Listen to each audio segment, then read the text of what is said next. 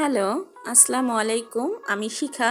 আমার channel Shikha's home টেলসে আপনাদের সবাইকে স্বাগত জানিয়ে আরেকটি নতুন ব্লগ শুরু করছি। আশা করি আপনারা সবাই ভালো আছেন। আজকের ভিডিওটা কিচেন থেকেই শুরু করেছি। তো এখানে কিছু এক্সট্রা বোল বের করেছিলাম, তো যেগুলো শুকোতে রেখেছিলাম, তো ওগুলো একটু টিস্যু দিয়ে ভালোভাবে ক্লিন করে নিচ্ছি। এগুলো ক্যাবিনেটে রেখে দিব। এগুলো সবসময় ইউজ করি না, রাফ ইউজের জন্য বেশ কিছু জিনিসপত্র বাইরে রেখেছি, তো ওগুলো সবসময় বাইরে থাকে আর এগুলো মাঝে মাঝে বের করি। আজকের ভিডিওটা মূলত কিচেন কেন্দ্রিক। আমাদের বেশিরভাগ সময়টাই কিন্তু কিচেনে চলে যায়, আর এই ভাড়া বাসার ছোট্ট কিচেনটা একটু গুছানো পরিপাটি রাখা যায় সব সময় কিভাবে, আমি সেই চেষ্টাটাই করি এবং সবসময় ক্লিন রাখার জন্য আমি যে কাজগুলো করি সেগুলোই আপনাদের সঙ্গে আজকে শেয়ার করব। ছোট বা মিডিয়াম সাইজের যে বাসাগুলো বা ফ্ল্যাটগুলো, সেগুলোর ক্ষেত্রে দেখা যায় যে কিচেন এবং লিভিং রুম এই দুটো নিয়েই সবথেকে বেশি প্রবলেম ফেস করতে হয়। কিছু কিছু বাসার লিভিং রুম এত ছোট যে এক সেট সোফা ধরানো যায় না। আবার কোনো বাসার কিচেনের এমন অবস্থা যে কিচেনের যে প্রয়োজনীয় যে জিনিসপত্রটুকু সেটুকু কিচেনের রাখা যাবে না। এখন মনে হচ্ছে সব কিছুই বাণিজ্যিকভাবে তৈরি হচ্ছে, মানে 3টা বেডরুমের বাসা, অথচ দেখবেন একটা বেডরুম এমন যে সেখানে একটা বেডই বসানো যাচ্ছে না, অথচ বাসা 3 বেডরুমের নামমাত্র 3 বেডরুম, এই হচ্ছে অবস্থা। এই যে আমি এখন যে বাসাটায় আছি এটা 3 বেডরুমের বাসা, অথচ এটা মূলত যদি ঠিকভাবে বাসাটা করে তাহলে এটা 2 বেডরুমের বাসা হয়। একটা বেডরুম এমন যে একটা ছোট্ট একটা সিঙ্গেল বেড বসানোর পর একটা শুধু ডেস্কটপ টেবিল বসানো গেছে, আর কোনো স্পেস নাই। তাহলে বুঝতেই পাচ্ছেন। আবার কিচেনের এমন অবস্থা যে একটা কাউন্টার টপ নেই, চুলার অংশটা এত চাপানো, সিঙ্কটা এত ছোট, মানে সেখানে কাজ করাও অনেক কষ্ট হয়ে যায়। তো এই ধরনের কিচেনগুলোতে এসে জিনিসপত্র রাখা নিয়ে খুবই সমস্যা হয়, কাজ করার সমস্যা হয়, যে কারণেই বাধ্য হয়ে এই যে এই ছোট্ট ক্যাবিনেটটা বানিয়েছি। তো এটা বানানোর সময় ওভাবেই প্ল্যান করে বানিয়েছি যে যেন যত ছোট কিচেনই হোক সেখানে যেন আমি এটা ইউজ করতে পারি, কারণ উপায় নেই, যেমন পরিস্থিতি তেমন করেই চলতে হবে। এক একটা বাসায় এক এক রকম, তবে আমি বেশিরভাগ বাসাগুলোরই খেয়াল করেছি কিচেন খুব ছোট হয়।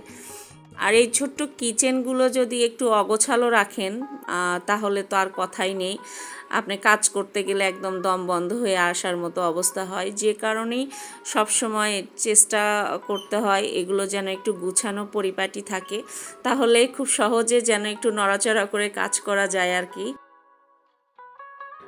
আর এই ছোট্ট কিচেনটা যদি আমি অগোছালো অপরিষ্কার রাখি তাহলে আমার এখানে কাজ করা খুবই কঠিন হয়ে যাবে। তো যে কারণেই আমি এটা প্রয়োজনই বলতে পারেন, যে প্রতিদিনই এটার পিছনে একটু করে হলেও আমি সময় দিয়ে এটা সব সময় গুছিয়ে পরিপাটি করে রাখি, যেন আমার কাজ করতে সমস্যা না হয়। আমার ভিডিওতে কিচেনটাকে অনেক বড় মনে হয় আপনাদের কাছে, কিন্তু আসলে আমার কিচেনটা কিন্তু খুবই ছোট। এই যে এই ক্যাবিনেটটা লম্বায় কিন্তু 36 ইঞ্চি মাত্র, এই 36 ইঞ্চি, আর সঙ্গে এই ছোট্ট ট্রলির একটা, এটুকু দিয়েই আমার সব জিনিসপত্র গুছিয়ে রেখেছি বলে মনে হয় যে আমার কিচেনটা না কত বড়। এই গুছানোটুকু যদি না রাখতাম তাহলেই দেখতেন আমার কিচেনের কি অবস্থা, আর এই ক্যাবিনেটটা যদি না রাখতাম তাহলে তো কোনো কথাই নেই। তো আমার এই ছোট্ট কিচেনটায় আমি প্রতিদিন কিন্তু 15-20 মিনিট সময় আমি এখানে ব্যয় করি রেগুলার এটা ক্লিন রাখার জন্য এবং এভাবে গুছিয়ে রাখার জন্য। এখানে যদি একটু অগোছালো করি তাহলে দেখবেন আর ক্যাবিনেটের উপর কোনো স্পেসই থাকবে না যে আমি কাজ করব, কারণ আমার বেশিরভাগ কাজ কিন্তু এই ক্যাবিনেটের উপরেই করতে হয়। আর এই যে সিঙ্ক এরিয়া সঙ্গে চুলা, দেখতেই পাচ্ছেন যে কতটুকু স্পেস। তো এখানে হাতের ডান পাশে একটা সিলিন্ডার আছে, আর আমার খাবারের যে চাল, একটা পোলাওয়ের চাল আর ভাতের চাল, এই দুটো পট আর কি, একটার উপর আরেকটা রাখা আছে। তো এই যে গুছানো পরিপাটি কিচেনটুকু দেখালাম, ঠিক এই অবস্থায় সবসময় রাখার জন্য, প্রতিদিনই এভাবে দেখার জন্য আমাকে কিন্তু এক্সট্রা একটু সময় প্রতিদিনই দিতে হয়। সেটা কখনো হয়তো সকালে নাস্তা বানানোর আগেই এই কাজটুকু করি, অথবা কখনো দুপুরে রান্নার আগে করি, নয়তো বা দুপুরে রান্না শেষ করে কিচেনটা একদম ক্লিন করে গুছিয়ে রেখে বের হয়ে আসি। মোট কথা আমার প্রতিদিনই আমার 15-20 মিনিট সময় এখানে এক্সট্রা করে দিতে হয়, তবেই আমার এই ছোট্ট কিচেনটা এত সুন্দর গুছানো টিপটপ থাকে। না হলে যদি একটু অগোছালো হয় যে আমি দাঁড়ানোর মতো জায়গা পাবো না, এই হচ্ছে অবস্থা। তো আমি এখন খাবার চাল পটে ঢেলে নিলাম। তো এই যে একটু আগে বললাম যে খাবার চাল আর পোলাওয়ের চাল থাকে, তো এই যে এই দুইটা পট, একটাতে খাবার চাল রাখি, একটাতে পোলাওয়ের চাল। তারপরে দেখেন এই যে বের হওয়ার জন্য ডোর, এতটুকুই স্পেস আমার কিচেনের।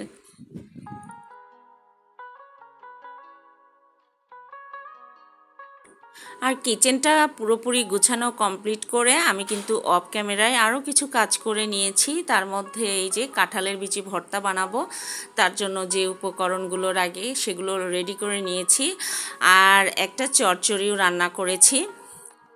তো এখন আমি এই কাঁঠালের বিচি ভর্তার রেসিপিটা শেয়ার করব।